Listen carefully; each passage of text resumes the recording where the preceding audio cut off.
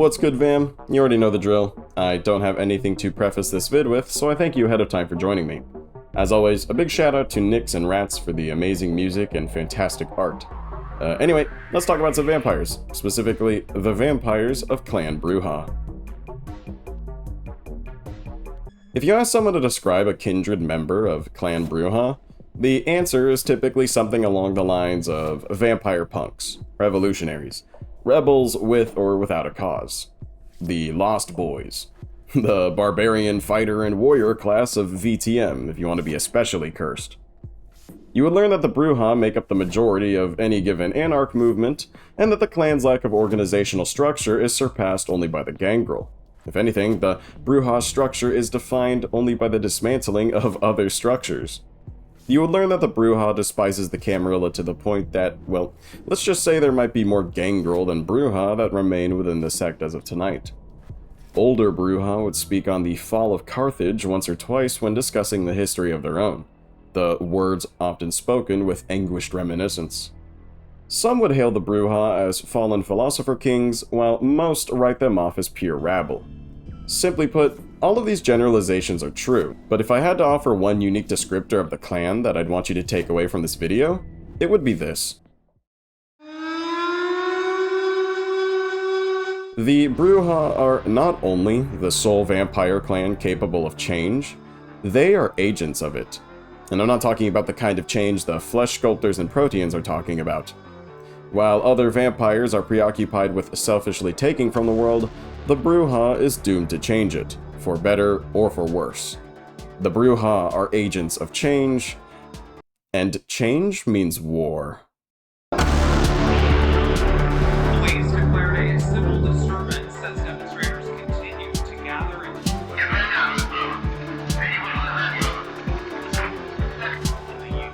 has been renewed rioting. This is extremely dangerous for our democracy.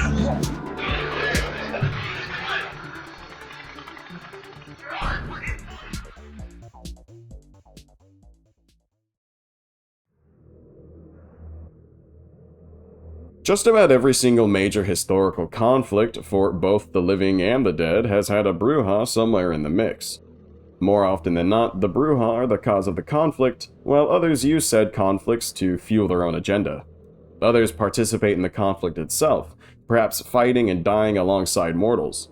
This drive for conflict, either physical, philosophical, or otherwise, has left the actual history of the clan as nothing more than a series of individual accounts and exploits that shadows human history, all loosely connected and primarily communicated via word of mouth, much like the gangrel. The Brujah's disciplines of celerity, potence, and presence grants them supernatural reflexes and speed, the strength to rip heads from necks, and the social aura of a friggin' celebrity.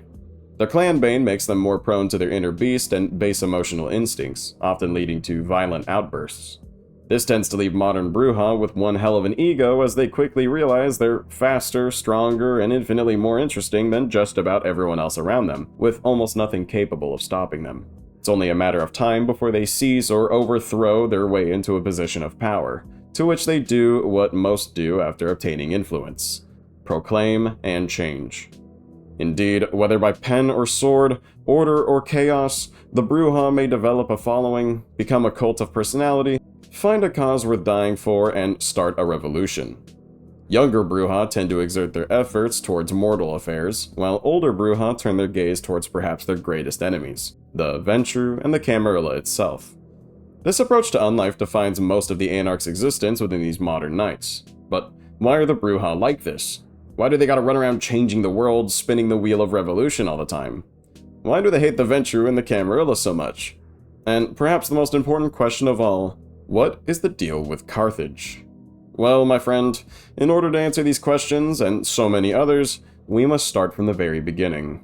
Get comfortable, because I have one hell of a story to tell you, which begins with Chapter 1, Wine Cellar, 3 Coins, Dead King, Prehistoric Era.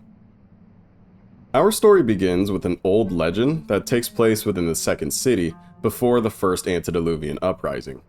I'll give a brief recap of events to better set the stage, and those among you already familiar with what I'm talking about can skip to the time on screen. So, quick recap.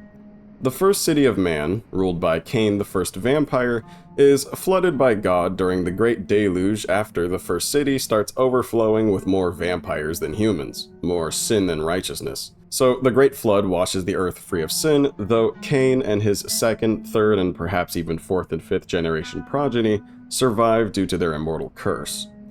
The vampires of the second generation, Enosh the Wise, Irad the Strong, and Scylla the Beautiful, are left to fend for themselves when Cain refuses to return to the world of the living. So Enosh, Irad, and Scylla find the mortal children of Noah and establish rule over them. They create the second city in hopes of recreating Cain's paradise within the first city.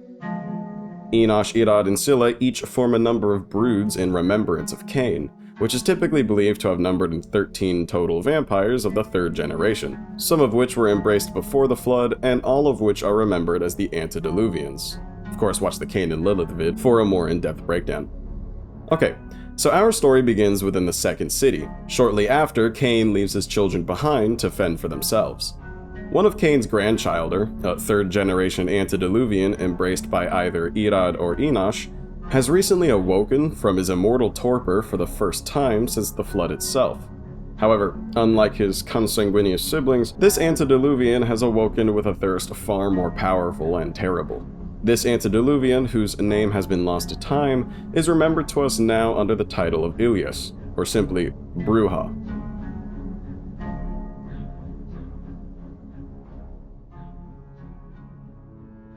Ilias makes his way to a local mortal wine cellar within the second city, who formally recognizes and welcomes Brujah to his tent and his wares. The wine cellar addresses the Brujah antediluvian by his true name, which seems to agitate the Cainite. Whether out of madness or a cruel sense of humor, Ilias falsely corrects the wine cellar and claims his name to instead be Malkav, the brother of Brujah and the antediluvian of the Malkavians. The wine seller, confused and terrified, mistakenly attempts to correct Ilias. He says, "Are you sure, master? For I've seen your face before, and I am almost certain that when we met, you introduced yourself as Brujah, or Ilias." In response to the wine seller so foolishly questioning him, Brujah grows even more angry. He calls the wine seller a dirty lout and corrects him, though instead of claiming his name to be Malkav, Brujah contradicts himself once again, and instead claims to be Arikal, the purported antediluvian of Clan Toreador.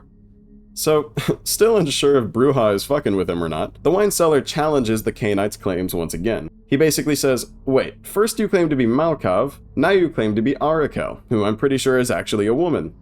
Brujah then curses the wine seller, rips his head off, and drinks his blood. He then takes the wine seller's entire stock of wine and leaves behind double the amount of what it was worth, so that the wine seller's newly widowed wife can pay rent. The end. That, my friend, is the tale of Brujah and the wine cellar, one of the few tales that exists regarding Ilias. So, what was the moral of that story, and what does it attempt to say about the Brujah as a whole? If you ask me, then simply put, this story is a cautionary metaphor of what the Brujah represents to those outside of the clan. Wherever a Brujah goes, blood, disorder, and a perverted sense of justice usually follows. Either Ilias was a madman who killed an innocent wine seller over nothing, or he was an egotistical bastard who felt like giving a random mortal a hard time, perhaps to make a point. But regardless, to most outside of the clan, this story is less of a mythical fable and more of a "holy shit, did you hear what Ilias did?" kind of gossip. But to the Brujah themselves, this story is just that. The wine seller is just a human in Brujah's way, a human stupid enough to question an antediluvian, and Ilias made up for it by paying double. The world can always find another wine cellar. The next two fables of Ilias are more often shared within the clan, and they paint him in a much better light. Most outside of the clan write these stories off as nothing more than revisionist bias attempting to make Ilias look good. In the tale referred to as Brujah and the Three Coins, a destitute stonemason is unable to pay legal fees to his local magistrate. Brujah, perhaps out of pity, pays for the man's legal fees with 3 coins, one of justice, one of fairness, and one of virtue. The rest of the story has also been lost to time, but this parable is often used to highlight Ilias as a fair and just being as opposed to monstrous and rebellious. Not only does he go out of his way to pay for some random poor man's plight, he probably took it to a whole new level, talking about righteousness and fairness, and probably how the stonemason is just as important as the magistrate. But regardless, The final, mostly incomplete parable painting Brujah in a good light is known as Brujah and the Dead King. In this tale, Brujah prevents a nameless city from succumbing to total anarchy after he finds and declares a new heir to the throne, since the former king met an untimely death. The rest of this story has also been lost to time. So, first Ilias is pissed off and irrational, and now he's all logical and righteous, changing laws and overstepping regulations as he sees fit. Regardless of whatever I or any other nodist tells you, the truth is, like all other antediluvians, these stories must be taken with a planet-sized grain of salt. And for every story told of Ilias being a terrifying little shit doing all this rebel nonsense, you get another story of a wise, albeit callous man who knew what was best for the people. If you ask me, I believe that the Brujah antediluvian was a once wrathful and monstrous figure, as depicted in The Wine Cellar, who would eventually learn to tame himself into a stoic sort of philosophical nature as seen in 3 Coins and Dead King. Brujah had to perhaps let himself become monstrous in order to learn how to tame and temper himself like steel, becoming some extreme embodiment of tough love. I say this because just about every single account eventually depicts Ilias and his vampiric offspring as a, at least for a time, philosophical, poetic, and historical warrior class of vampires, albeit with a reputation of being dispassionate, callous, and brutally logical. Most of these ancient Brujah possessed enough wisdom to quite literally see forward in time. This should be quite interesting to those among you whose understanding of the Brujah stops after the words vampire punks. Chapter 2. The Usurper. Prehistoric Era. There is a figure just as mysterious as Ilias despite being far more infamous. Even the very gender of the figure that we're to discuss is still widely debated, though I will refer to her as a woman throughout the rest of the video. This figure was none other than Troil, or Troile, a progeny of Ilias embraced either before or after the flood. And I gotta say, Ratz seriously outdid himself this time with the art depicting Ilias and Troil. He came to me with this badass idea involving a Meso or Assyrian or Sumer inspired backdrop, essentially, depicting the antediluvians Irad, Enosh, and Scylla. Just saying, art looks beautiful. It definitely has to be on a wallpaper somewhere at some point in my time. Mark my words, I'm gonna turn this into a wallpaper one day. Anyway, Troil's exploits are much more in line with the idea of the vampire punk archetype that we've seen in these modern knights. Her short temper was a legendary contrast to the composed and cold nature of Ilias. What Troil might have called passion, you and I would most certainly call fury. But this temper aside, an even greater legend surrounds our fiery Troil during an event that would perhaps doom the entirety of Clan Brujah for the rest of time. You see, at some point after Cain curses the antediluvians for the killing of the second generation during the first antediluvian uprising, Troil diablerizes Ilias, thus violently inheriting the title and power of Antediluvian of Clan Brujah. This event is widely accepted to have kickstarted the second Antediluvian uprising, in which the 4th and 5th generation Methuselah drove away the remaining Antediluvians before leaving the second city and spreading across the world at large. The reasoning for Troil diablerizing Ilias is mostly lost to time, with most accounts claiming that Troil was simply one rebellious Brujah that, perhaps in a fit of rage, cannibalized her sire for his power. One account claims that Troil diablerized Ilias for her own safety. The idea is that Troil was embraced after Cain forbade the antediluvians from ever performing the embrace again, and since she was unable to read Ilias's emotions and intent, she was unable to tell if Ilias planned on disposing of her, given her blasphemous existence, hence the diablerie. Another account states that Troil is actually a manifestation of the curse cast upon the Brujah antediluvian by Cain. Since Ilias was a being who lived by revolution, he would be doomed to quite literally be eaten by it. One more radical claim suggests Ilias is Troil. The diablerie never happened, and Ilias instead faked his own death in order to kickstart the second antediluvian uprising, for he perhaps foresaw such a future using his superior wisdom over time.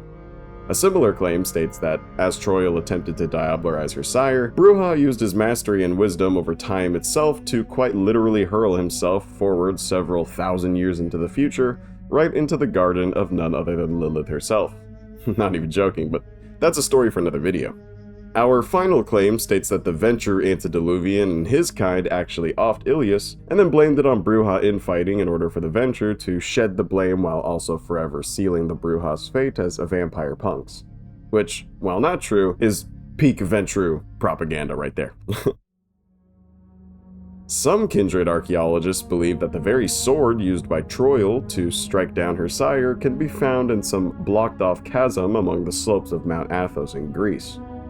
The sword itself is described as being forged of crystal and splinters of stone, rather than metal. The length and weight of the blade was said to be heavy enough such that mortals could only wield it with both hands. Some claim the very essence of the antediluvian the sword had struck down had become mystically bound to the blade, and could even be tapped into, though at great cost to the wielder. Perhaps this could give credence to the idea that Troil did in fact diabolarize Ilias, thus usurping the title and power of Antediluvian of Clan Brujah.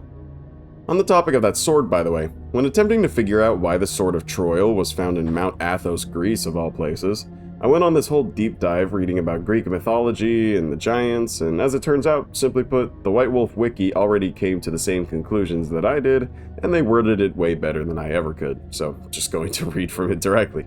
Given that the sword is said to be on Mount Athos, it's worth noting that Athos in Greek mythology is the name of one of the giants that challenged the Greek gods during the Gigantomachia.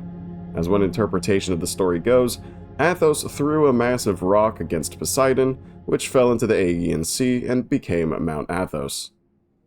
While the story isn't a perfect parallel to Ilias and Troil, I think you can make out some similarities. This tale is only exacerbated by our next story regarding Brujah history, during an event remembered by the Ventrue as the First Brujah War. But before we get to that, and all these theories aside, the ultimate takeaway is this. Our rebellious Troil usurped the Brujah, maybe Cain curses Troil with being forever temperamental as punishment, and now the vampire punks have been unleashed into the night, forever cursed to warp history by spinning the wheels of revolution, just as their founders did. We will never know the true story of what actually happened between Troil and Ilias, though there is one group of sages that holds the truth, even if they refuse to share it. Chapter 3. The Division of Blood. Prehistoric Era. It is widely agreed that Troil was not the only Brujah embraced by Ilias, despite some accounts claiming otherwise. One account claims that Ilias embraced Troil in the heat of the moment, for the two were lovers. The second claim matches the first, though the two were not lovers. Perhaps Troil was just an interesting contrast to Ilias's emotionless and withdrawn nature. But I digress. As I mentioned a moment ago, most agree that Troil was not the only fourth-generation Brujah that existed by the time of Ilias's diabolary.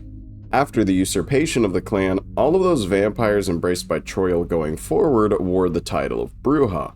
Those few remaining kindred originally embraced by Ilias, however, call themselves the true Brujah. Few have ever come in contact with the true Brujah, for they have remained almost entirely hidden from the world ever since the Usurper diabolized their sire. Most reports that speak of the true Brujah also mention the true Brujah's affiliation with the elusive yet widely feared organization known as the Black Hand, or the Tal Mahera, which is a tale for a different time. Reports on the true Brujah make it pretty clear that they share the personality of their sire Ilias down to a T, which should explain their limited numbers and elusive nature. Simply put, they are the exact opposite of their loud and proud vampire punk sister clan, the Brujah. As a matter of fact, the true Brujah's clan bane causes them to lose most of their emotional capacity after their embrace. As time passes, their ability to feel sympathy or empathy simply withers away, until they're entirely freed from the burden of feelings and emotions at the cost of their humanity. Couple this vampiric psychosociopathy with an obsession for knowledge, and you have yourself a true Brujah. This clan bane doesn't mean that the Truha are destined to devolve into a rabid animal or a wight due to their lost humanity, however. They instead transition into a cold lizard brain mindset that thinks and acts with a warped sense of purpose. Some claim that the reasoning behind the true Brujah's lack of emotion comes from the simple fact that emotions stand in the way of truth. And what truths have the true Brujah uncovered? Well, why don't I tell you a little story and we'll see if you're able to pick up on the Truha's power. During a gathering of Brujah in an unknown Anarch Free State in the 1950s, a woman stepped forward and claimed to be the child of the true Brujah. Anyone who fucked with her suddenly found themselves stuck in place, repeating their actions and inexplicably ending up right back where they started whenever they tried to approach her. Most Brujah who attended this meeting almost always refused to speak or even acknowledge the event happened. You and I could have attended this meeting as well, but neither of us can remember. It's like, thanks to the manipulation of time, it never happened. Alright, have you figured it out yet? You see, thanks to the true Brujah's wisdom of their undead state, they are capable of manipulating the very essence that keeps their undead bodies in eternal stasis, and have even learned to manipulate it. This discipline, known as Temporis, means that the true Brujah are basically friggin' emotionless vampire Time Lords. Remember that one account that claimed Ilias yeeted himself 1,000 years into the future after Troil attempted to diabolarize him? Well, Temporis is the reason why. Hell, you and I could have come in contact with and even been fed on by a true Brujah, but their mastery over our experience of time means that we'll simply never know or even remember. The true Brujah might only let us live today because they find us useful tomorrow. The exact number of true Brujah that remain within the world of darkness is unknown, though it is believed to be fewer than 100, possibly even fewer than 50. Some among them actively conspire against the false children of the Usurper, while others remain loyal to the Black Hand. There's honestly a lot more to talk about when it comes to the Brujah, but it's all a story for another time. Just understand that for everything else we're to discuss moving forward, a Brujah was probably somewhere in the mix, typically watching and judging their Brujah sister clan from afar. And as for the Usurpers themselves, well, let's just say they made many, many more mistakes for the true Brujah to judge. Chapter 4. The First Brujah War, roughly 430 BC. After the Second Antediluvian Uprising, many of those Brujah who scattered across the globe tried to recreate the Second City, a utopia where kindred would be worshipped as gods and coexist peacefully with the descendants of Cain and Seth. Most of these attempts utterly failed and were lost into obscurity, though one of the earliest known attempts occurred in ancient Athens, Greece, around 430 years before Christ. Here, the Brujah nurtured their vision of a new second city among the orators and philosophers. Over time, Athens became a place in which kindred existed openly and freely among the kind. It was most likely around this time that the Sword of Troil found itself within Greece. This experiment quickly drew the attention of the Ventrue from neighboring Sparta, who were simply appalled by the Brujah's audacity. In the eyes of the Ventrue, the Usurper clan was entirely unworthy of claiming the glory of Cain, especially while coexisting with equals with the living. Couple that with the Brujah's brashness, ignorance, and lack of organization standing in complete contrast with the Ventrue, whose entire existence was dedicated to leading both the living and the dead, and, well, rivalry and conflict would soon begin. Over time, this conflict brewed between the two immortal clans, and soon their influence began to overlap. Some believe this conflict would ultimately set the stage for the Peloponnesian Wars between Athens and Sparta, though the Ventrue remember this era as the First Brujah War. When the Ventrue struck down and drove away the Athenian Brujah, most of the Brujah themselves followed Troil's example, diabolarized their sires, and left no witnesses to their failed attempt at a second city. Now, only the Ventrue acknowledge the First Brujah War, while most Brujah don't even recognize it. As a matter of fact, the First Brujah War isn't even mentioned in Clanbook Brujah Revised, only Clanbook Ventrue. But make no mistake, the Brujah were not deterred from fulfilling their dreams of recreating the Second City.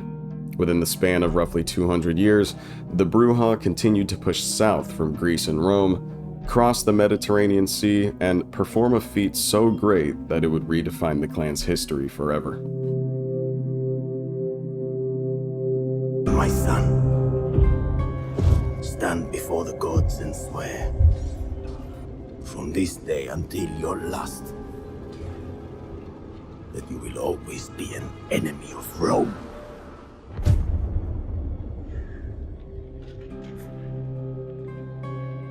Chapter 5. The Third City, 650 to 146 BC. Carthage, once called Carthagosht, was a once thriving North African city-port founded by Phoenician settlers from neighboring Tyre around the 9th century before Christ.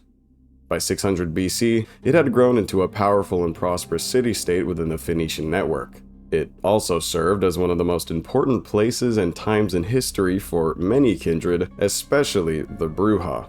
Most Brujah speak of Carthage as, for a time, a utopia, where vampires and humans coexisted peacefully and without issue. Many vampires, especially the Brujah, idealize Carthage as a once perfect vampiric city-state free from the restrictions of what we now call the Masquerade. Carthage, at least for a time, was indeed a wonderful city of eternal harmony, peace, and progress. Most Brujah, however, blame the Ventrue, namely Roman Ventrue, for its eventual destruction.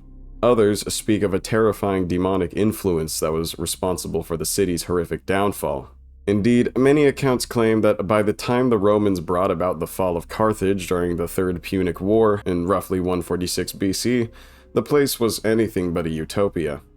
The prominent religion of the land, like most other Phoenician states, was that of Baalism. This religion degenerated the once prosperous city-state into as some rumors put it, a pit of human sacrifice that hosted nightly bloodbaths and orgies, a place where slaves, children, and women were sacrificed to the infernal alongside all other manners of demonic rites and luxurious indulgence.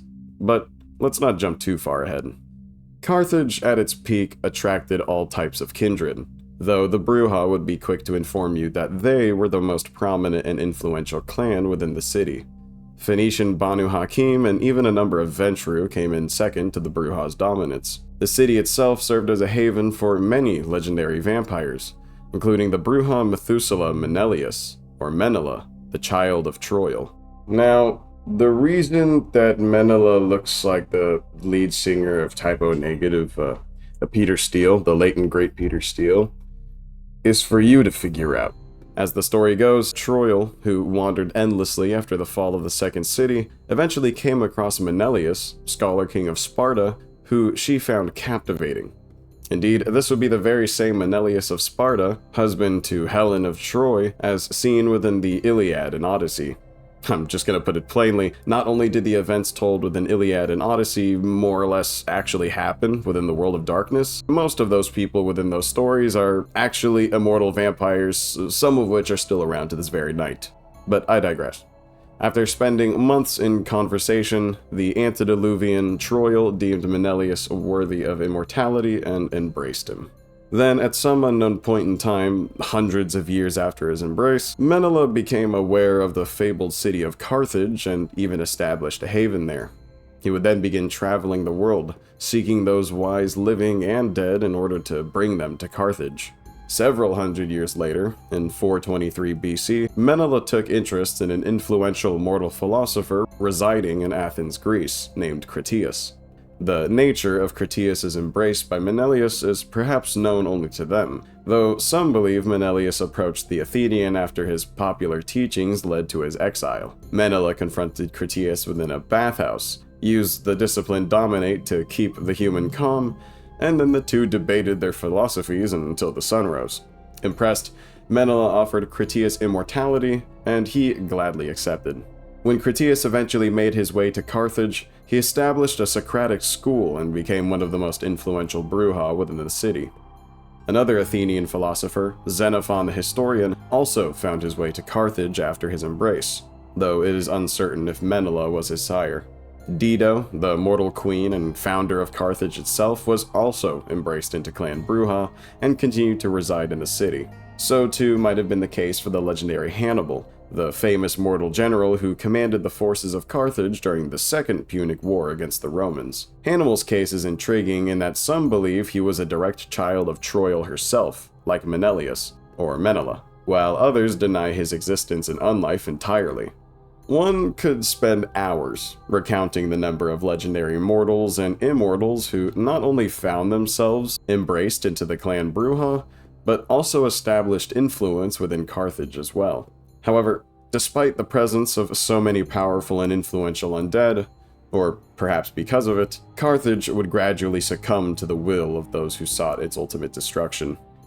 Many factors contributed to the events leading to the Punic Wars and the fall of Carthage, an era remembered by the Ventrue as the Second Brujah War. Most Roman Ventrue would tell you that they would have gladly ignored Carthage, had it not been for the Brujah's ever-growing boldness with conquering neighboring realms and committing increasingly deranged acts of depravity. Who knows what would have happened had Carthage not been stopped?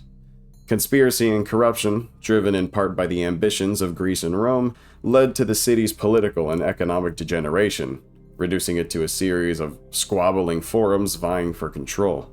By the time of the Punic Wars, the city's coffers had dried up, and some claim that the immortal rulers of the land instead spent their final nights partying and holding orgies with both the living and the dead. They couldn't afford war, so might as well go down with the ship in good spirits. Despite the presence of commanders of renown like Hannibal at the Gate or Dominic of Carthage, the city simply had no chance of surviving any war. Menela himself left the city and pushed south to seek the aid of the Nosferatu and Gangrel of the region. However, by the time he returned, he was too late.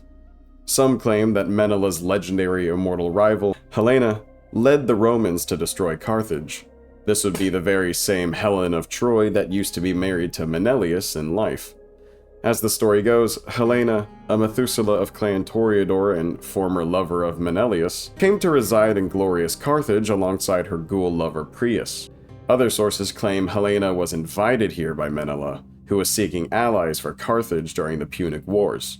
By the time of Carthage's fall, as the Roman Ventrue surrounded the city, Helena quickly adopted the idea that the city was a lost cause, and so she defected to the Roman invaders surrounding the city. She gave them important weak points and strategies on how to better conquer it. Helena's extremely powerful ghoul lover, the aforementioned Prius, bound by blood to Helena, was forced to defect alongside her. Some claim that Helena and Prius themselves directly led the Roman charge and final siege that led to the fall of Carthage itself. As a reward for her defection, the Ventrue Romans would grant Helena the fiefdom of Pompeii, and in time Helena and Prius would make their exodus to their newly granted lands, where they would spend the next century or so in hopes of distancing themselves from their horrific actions of the past. When Menela witnessed the ruins of his once beloved city, his devastation brought him to forgo civilization entirely, and he disappeared into the wilds of Eastern Europe for centuries to come. Meanwhile, one mortal man was so pissed off at the destruction of such a sacred place that he demanded to be turned into a vampire on the very night of Carthage's fall. This man was known as Dominic of Carthage, a Brujah of the 6th generation and great-grandchild of Troil. Though the Brujah who sired Dominic perished in the fires of Carthage, Dominic himself used his newfound vampirism to fend off scores of Roman Ventrue for entire days and nights, until he eventually collapsed into torpor. Fortunately, a number of Carthaginians recovered his body, preventing it from succumbing to ash like the rest of the city. Dominic, who fell into torpor with a raging hatred for the Ventrue and Romans, would not wake up for the next 700 years. The fall of Carthage itself marked a catastrophic loss for the Brujah. Carthaginian kindred and kind fled as the city erupted in flame. The Romans themselves assaulted the earth of the land they conquered, and the city never regained its once legendary idyllic state. Following the Third Punic War, Carthage fell completely into Roman hands and deteriorated over the centuries until it was nothing more than ruins. It's hard for me to put into words just what was lost beyond the city itself. The razing of Carthage left a permanent scar on the kindred of Clan Brujah that's still felt to this very night. They didn't just lose the jewel of the Mediterranean, they were essentially stripped of a cultural heart and ideological stronghold. The city was tangible proof, to them at least, that an alternative to the silence of blood imposed by other clans was possible, that the Second City could come back. Its loss meant the extinguishing of a dream that showcased a different path for kindred society, one that theoretically would value liberty, equality, and the potential for coexistence. There are still kindred who secretly work to recreate the glory of Carthage and achieve coexistence with the children of Cain and Seth, even to this very night. These kindred, which are primarily Brujah, are known as the Prometheans. Unsurprisingly, Prometheans are walking, talking masquerade breaches, forcing them to exist as a hidden cult, hunted by both the living and the dead. Ironically, their longing for coexistence and prosperity has led to their vilification and silencing by both sides, and so they continue to work in secret, forever failing to recreate what could never be. So there you have it. One of the more Brujah-centric explanations of Carthage, which is commonly shared among most of the Brujah as of tonight. And while there is a great deal of truth to this romanticized tale of tragedy, the Romans' claims of demonic influence were far from exaggerated.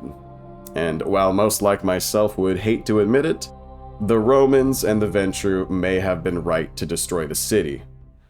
Carthage had something to hide.